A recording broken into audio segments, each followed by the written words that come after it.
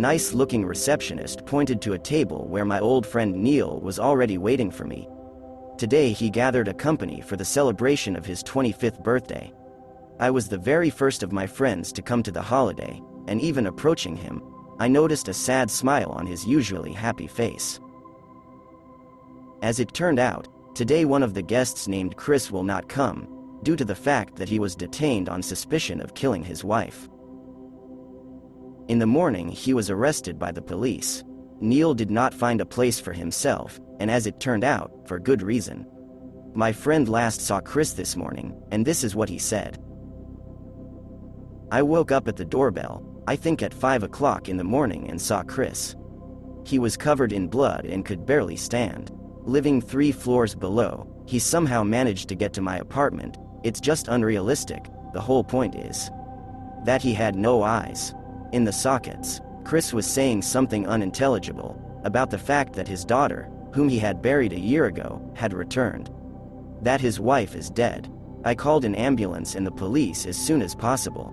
In general, to be honest, I cancelled the birthday celebration, and no one else will come, and I called you here just for this. I don't want to return home yet. In a semi-delusional state, Chris told me a completely unrealistic story. He lost his daughter last year. She was raped, killed, and left in the woods. Birds and animals disfigured her face. The day before yesterday was the anniversary of the girl's death.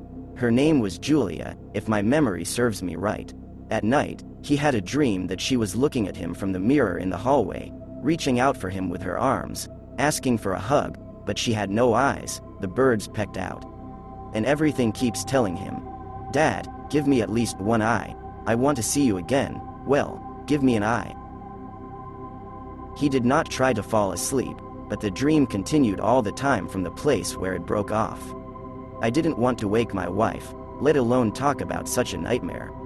And then, as he himself told me, I heard a voice from the nursery calling for help and crying. Then his wife woke up. Together they could not move for a long time from fear. Suddenly, a child's voice was heard in their bedroom. "I'm so scared alone, can I sleep with you?" Exclamation mark. And then the blanket lifted and something began to move up to the headboard between Chris and his wife. They were both dumbfounded until the moment when he pulled off the covers and jumped out of bed with his wife. Something was left lying still and sobbing in the middle of the bed. Further, I can't even believe it myself. They ran to the kitchen and, running past the mirror in the hallway, he saw his daughter there, as in a dream.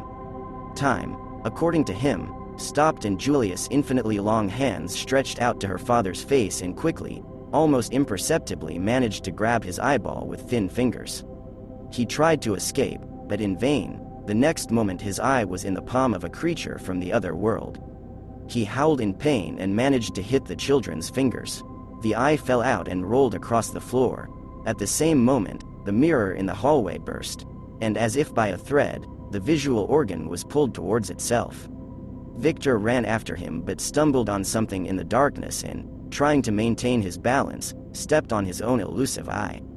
There was a crunch. Everything froze. He could hear his wife screaming in fear. "Daddy, Mommy, don't cry. I love you. I want to see you. Daddy, give me your eye." At the same second, tenacious children's fingers stuck into the guy's second eye and he lost consciousness. He dreamed of walking around the apartment, and his daughter was standing in the kitchen. Behind her was his wife with a knife stuck in her chest. His daughter turns around and says, "Soon you will be with me, because now I can always watch you and open my only eye." When Chris woke up, as he says, children's laughter sounded everywhere and something small and nimble ran around the kitchen. He drew a knife, feeling it on the table in the set. Someone grabbed his legs. "Daddy, we will be together," and he hit. This creature deceived him, and the limp body of his wife fell to the floor. I'm telling you, I don't know how, but he got to my apartment. And while we were waiting for the rescue service, while he was telling all this, I swear that I heard children's laughter on the landing. I sat with Neil all evening trying to cheer him up, but he did not find a place for himself, because everything he said was like the pure truth. And what scared me the most was the realization that she would come for me, to her killer. Thank you for your attention. Subscribe to the channel.